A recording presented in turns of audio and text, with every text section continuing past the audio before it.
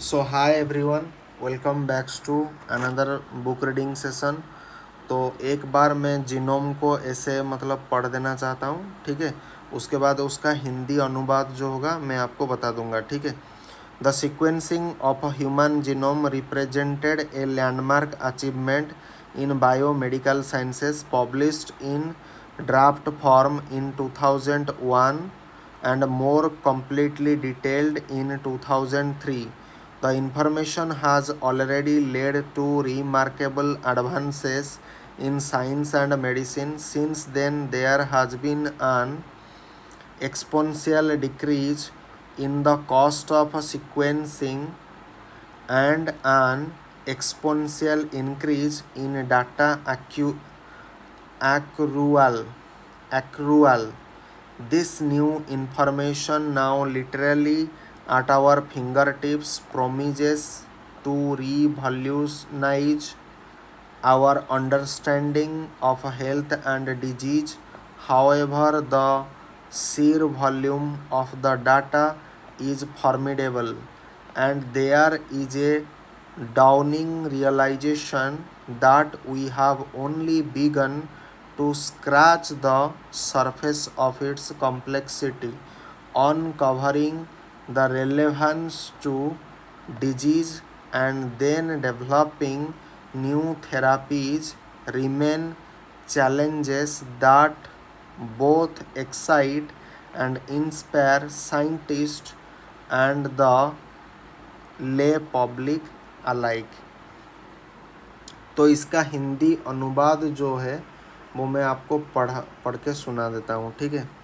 तो आप सभी ने ये देखा होगा, यहाँ पर जीनोम लिखा गया है, तो इसका हिंदी मीनिंग भी आपका जीनोम है, ठीक है। मानव जीनोम का अनुक्रमण जैव चिकित्सा विज्ञान की एक ऐतिहासिक उपलब्धि थी। 2001 में प्रारूप रूप में प्रकाशित और 2003 में विस्तृत रूप से प्रकाशित इस जानकारी ने विज्ञान और चिकित्सा में उल्लेखनीय प्रगति की है। तब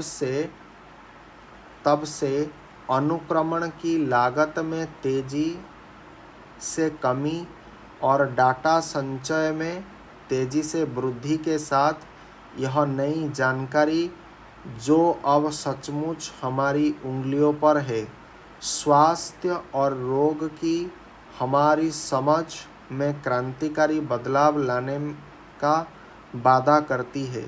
हालांकि डेटा की विशाल मात्रा बहुत बड़ी है और यह एहसास धीरे धीरे हो रहा है कि हमने अभी इसकी जटिलता की केवल सतह को ही खरोंचना शुरू किया है। रोग से इसकी प्रासंगिकता की उजागर करना और फिर नए उपचार विकसित करना अभी भी ऐसी चुनौतियां हैं जो वैज्ञानिकों और आम जनता दोनों को उत्साहित और प्रेरित करती है। तो कुल मिलाकर के ये जीनोम के बारे में ये लिखा गया है कि जब से इसका ड्राफ्ट जनरली कहाँ आया था, पब्लिश इसका ये जीनोम का जो ड्राफ्ट आया है वो 2001 में आया है, लेकिन ये कम्प्लीटली डिटेल्ड कब हुआ, कम्प्लीटली प्रकाशित कब हुआ था, 2003 में ही हुआ था। ये कौन करा था, यूएस इसका लीडरशिप था, इसका लीडर यूएस था। एंड पूरे विश्व ने जितने भी देश थे जो इस भाग, इसका एक कोड वर्ड भी था, एक टाइटल था, वो ये देखना चाहते थे। आई थिंक मैंने हॉर्स मोहन बुक से ये पढ़ा था, ठीक है, इसके बारे में।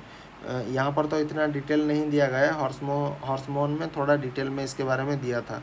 तो 2003 में ये प्रकाशित हुआ था पूरी प्रासंगिक रूप से। एंड यहाँ पर जो मेंशन किया गया है, इससे ये पता चलता है जीनोम बेसिकली क्या है। जीनोम बेसिकली आपके जो डीएनए का एक कंप्लीट जो इन्फॉर्मेशन होता है वो कहीं ना कहीं जीनोम के पास होता है, यही कहानी है। तो इससे क्या होता है, जितने भी रोग होता है वो जनरली सेलुलर लेवल में होता है। एंड सेलुलर सेल के अंदर आपको जीन पता है, जीन होता है। तो जब हम सेलुलर लेवल में जा कर के कोई चीज़ को, किसी भी डिजीज़ का अंडरलाइन कॉज को जब हम क्या करेंगे, आइडेंटिफाई करेंगे, तब हम अच्छा एक ट्रीटमेंट प्लान हम डिसाइड कर सकते हैं। क्योंकि सारा रोग के कहाँ पर होता है, आपके सेलुलर लेवल पर होता है। तो सेलुलर लेवल से हमें ट्रीटमेंट करने से क्या होता है, ये एक आधुनिक चिकित्सा विज्ञान में एक क्रांति आ गया है। ठीक है। एंड इससे कॉस्ट कटिंग भी बहुत कम हो जाएगा। इससे आगे की इसे वैज्ञानिक को भी बहुत बड़ी प्रेरणा मिलेगी। तो यहाँ पर जीनोम के बारे में जो मेडिकल साइंस को एक बड़ा अचीवमेंट मिला, इसके बारे में ये डिटेल में लिखा गया है। हालांकि जीनोम के ऊपर ऐसे कोई जानकारी नहीं दिया गया है, ये मैं बता दे रहा हूँ। ठीक है।